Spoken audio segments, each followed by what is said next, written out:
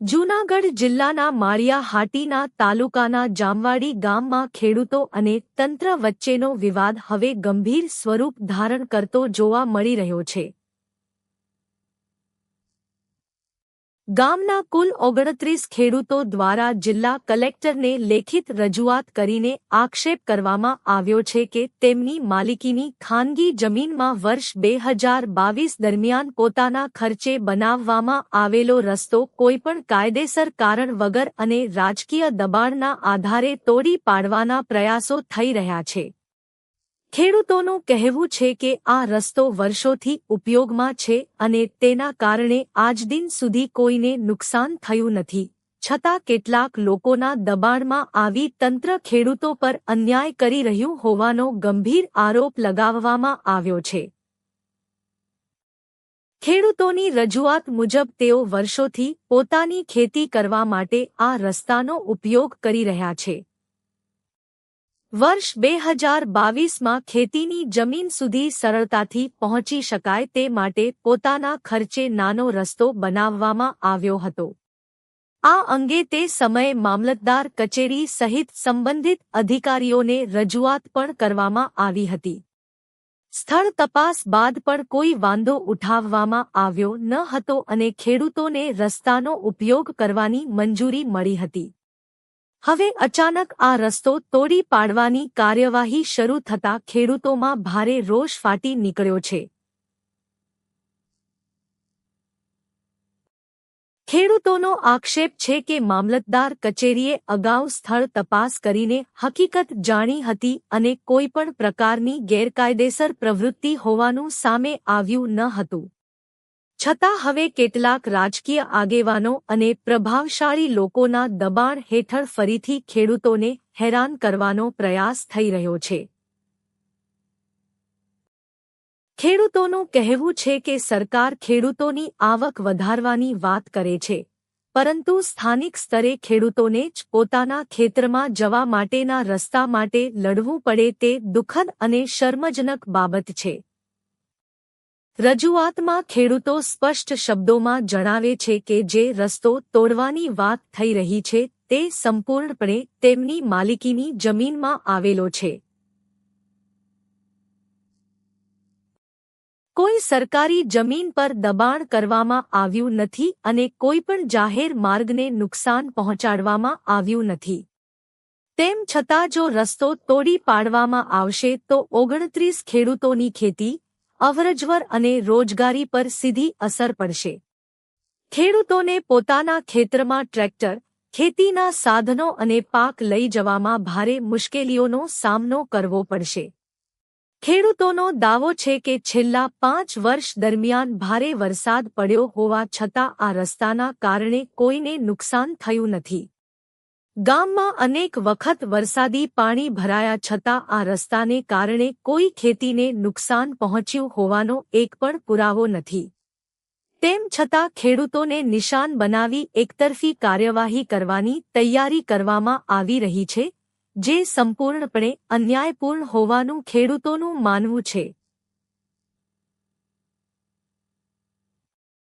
ખેડૂતોએ રજૂઆતમાં વધુમાં જણાવ્યું છે કે જો તંત્ર કોઈપણ પ્રકારની કાર્યવાહી કરવા માંગતું હોય તો પહેલા તમામ ખેડૂતોને સાંભળવા જોઈએ, સ્થળની નિષ્પક્ષ તપાસ કરવી જોઈએ અને કાયદેસરની પ્રક્રિયા પૂર્ણ કર્યા બાદ જ કોઈ નિર્ણય લેવો જોઈએ.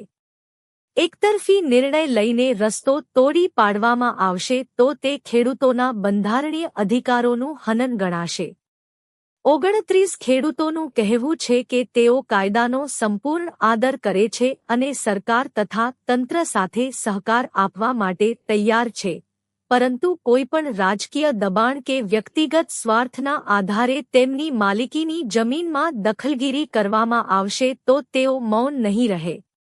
જરૂરી બનશે તો જિલ્લા કક્ષાએથી લઈને ગાંધીનગર સુધી ઉગ્ર આંદોલન ચલાવવામાં આવશે અને કાનૂની લડત પણ લડવામાં આવશે. ખેડૂતોએ જિલ્લા કલેક્ટરને માંગ કરી છે કે સમગ્ર મામલાની ઉચ્ચસ્તરીય અને નિષ્પક્ષ તપાસ કરવામાં આવે, સંબંધિત અધિકારીઓની ભૂમિકાની પણ તપાસ થાય અને જ્યાં સુધી તપાસ પૂર્ણ ન થાય ત્યાં સુધી રસ્તો તોડવાની કોઈપણ કાર્યવાહી પર તાત્કાલિક રોક લગાવવામાં આવે. સાથે જ ખેડૂતોને ન્યાય મળે અને ભવિષ્યમાં કોઈપણ પ્રકારની હેરાનગતિ ન થાય તે માટે તંત્ર સ્પષ્ટ નિર્ણય જાહેર કરે તેવી પણ માંગ કરવામાં આવી છે. જામવાડી ગામના 29 ખેડૂતોની આ રજૂઆત બાદ સમગ્ર પંથકમાં ચર્ચાનો માહોલ સર્જાયો છે. હવે જિલ્લા વહીવટી તંત્ર ખેડૂતોની રજૂઆતને કેટલું ગંભીરતાથી લઈને શું નિર્ણય કરે છે તેના પર માત્ર જામવાડી જ નહીં પરંતુ સમગ્ર માળિયા હાટીના તાલુકાના ખેડૂતોની નજર મંડાયેલી છે. જો સમયસર યોગ્ય નિર્ણય લેવામાં નહીં આવે તો આ મુદ્દો આગામી દિવસોમાં વધુ ઉગ્ર બની શકે તેવી શક્યતા વ્યક્ત કરવામાં આવી રહી છે.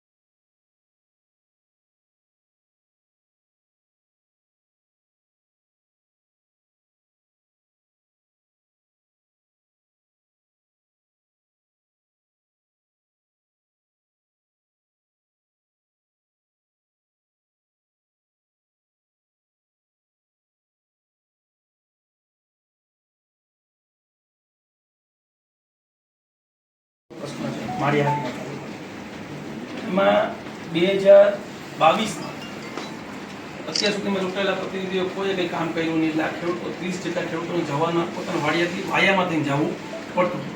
સ્વ ખર્ચે આ લોકોએ પોતાનો પુલ બનાવ્યો, પોતાની માલિકી બનાવી, સરકારી કોઈ જગ્યા ઉપર નહીં.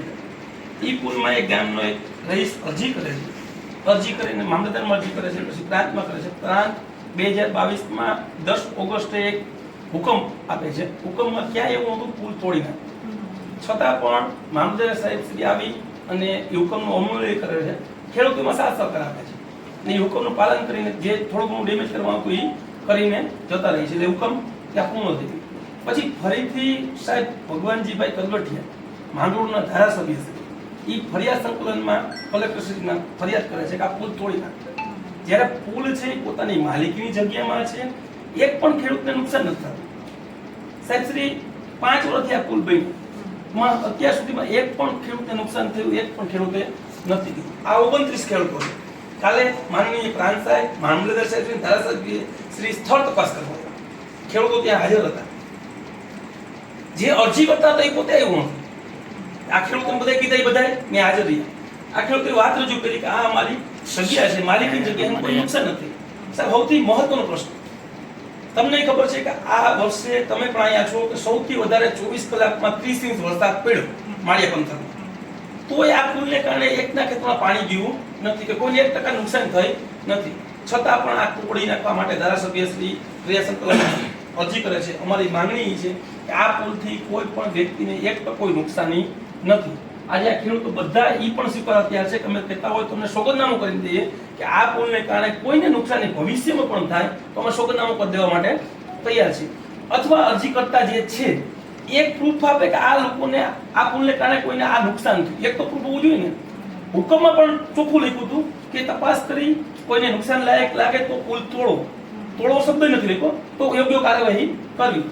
તો છતાં પણ એકને એક વાત લઈને બેઠા છે કે મેં આ પુલ તોડી નાખું. સાહેબ આ પુલ તોડી નાખે તો આવું હિતાવી 29 ખેડૂતો જાહે ક્યાંથી ને? એક જ રસ્તો છે. એટલે સાહેબ વિનંતી છે કે આમાં જે આ તમે દેવા આવ્યા છે કે પુલ ન દેવા માટે વાંધાળી રજૂ કરવા આવ્યા છે, બરાબર છે? લાંગણી નદી છે જ નહીં, જ્યાં ઓપરો છે. ભાઈ મોબાઈલ આગળ રાખો ને તો અમારે કામ થાય. ને એવું બતાવે કે આ 4 મીટર હશે. તમે આવીને જોઈ જાવ તો 1 મીટર જગ્યા નહીં, 1 મીટર પૂરું નથી. 4 મીટર કોઈ નુકસાન નહીં આવે. એમાં આ ભાઈની પોતાની પિયુષભાઈની 40 વીઘા જમીન છે. સાથે ઓપરો ચાલુ થાય ત્યાં મારી જમીન આવી ચાલુ. અને ગામ મારું નામ કાસમ યુસફ દલ જાંબવાલ, જુનાગઢ જિલ્લો માળી આટીના. કાલે પુલ બાબતમાં આવ્યા હતા, બરાબર, ધારાસભ્ય, બરાબર, ભગવાનજીભાઈ કરગટિયા. તો એ કહે છે કે પુલ પાડી નાખવું, બરાબર. સરપંચને 2 વાહે પડી ગયા મારી પુલ પાડવાટું. અને એ ખેડૂત અહીંથી 25-30 ખેડૂત હાલે છે, બરાબર. અને રસ્તો છે એ લોકોનો. અને ઘરને પૈસે પુલ બનાવ્યો છે, બરાબર. અમે ફૂલ ઓછામાં ઓછો 5 થી 6 લાખનું ફૂલ બનાવ્યું. અને આ ભગવાનજીભાઈ કરગટિયાને પાડી નાખવું એ વાજબી કહેવાય? એને બદલાવી દેવાનું ત્યાં રહ્યો અને આ ખેડૂતને નુકસાન નથી થતું કોઈને બીજાને, બરાબર. બધા જેટલા ખેડૂત છે બધા મારી સાથમાં છે. એ કહે છે કોઈને નુકસાન થયું અમે ભોગવું હોય તૈયાર છે. કાલે શું થયું હતું? કાલે ત્યાં આવી અને કાલે મથાકૂટ કરી થઈ છે, બરાબર, કે પાડી જ નાખો અમારે. અને ગાળો બોલ્યો હતો ભગવાનજીભાઈના ઘેર શબ્દો બોલવાનું આવતું જ નથી, બરાબર. તો સરપંચનું મકાન હોય, સરપંચ એને હદમાં પાડવા દે, મને મકાન પાડવા દે. તો ભગવાનજીભાઈ એને હદમાં હોય ફૂલ તો એ મને પાડવા દે ભગવાનજીભાઈ. તો કયો તો હું પાડી નાખું. આજે તમે શું કરવા? અને મારે છે, મારી હદમાં છે અને મારી માલિકીમાં છે. તો એ ભગવાનજીભાઈ ફૂલ પાડવા આવ્યા, બરાબર. તો હું આજે અહીંયા અરજી દેવા આવ્યો, હું જુનાગઢ આયોજન પત્ર દેવા આવ્યો હું આજે કલેક્ટર જુનાગઢ. માનનીય કલેક્ટર સાહેબને રૂબરૂ મળવા માટે આવ્યા હતા. રજૂઆત એ છે કે આજથી 5 વર્ષ પહેલા જાંબાલી મુકામે ખેડૂતોએ પોતાના સ્વખર્ચે, પોતાના પૈસે અને પોતાની માલિકીમાં પુલ બનાવેલ છે. જેને કોઈ અરજી કરતાએ તે પુલ પાડવા માટેની અરજી આપેલી હતી, જેમાં 2022માં 10 ઓગસ્ટમાં એ ચુકાદો આવેલો છે કે યોગ્ય કાર્યવાહી કરવી, પણ પુલ તોડવો એવું ક્યાંય પણ ઉલ્લેખ કર્યો નથી. ત્યારબાદ મામલતદારશ્રીએ એ હુકમનો અમલવારી કરી અને જે થોડું ઘણું ડેમોલેશન કરવા હતું એ કર્યું, એટલે એ હુકમ ત્યાં સમાપ્ત થઈ ગયો. પરંતુ પાછું ભગવાનજીભાઈ કરગઠિયાએ 2022ના હુકમને ફરિયાદ સંકલનમાં લઈ ગયા અને એમાં ફરિયાદ સંકલનમાં એવો કહે છે કે આ પુલ તોડી નાખો. જ્યારે પોતાની માલિકીમાં છે એ પુલથી આજુબાજુમાં એક પણ ખેડૂતને નુકસાન નથી, આજુબાજુનો એક પણ ખેડૂત આના વિરોધમાં નથી. 29 ખેડૂતોને જવાનો એ પુલ છે, પોતાની માલિકીનો પુલ છે, છતાં પણ ધારાસભ્યને આ તોડી નાખવો છે.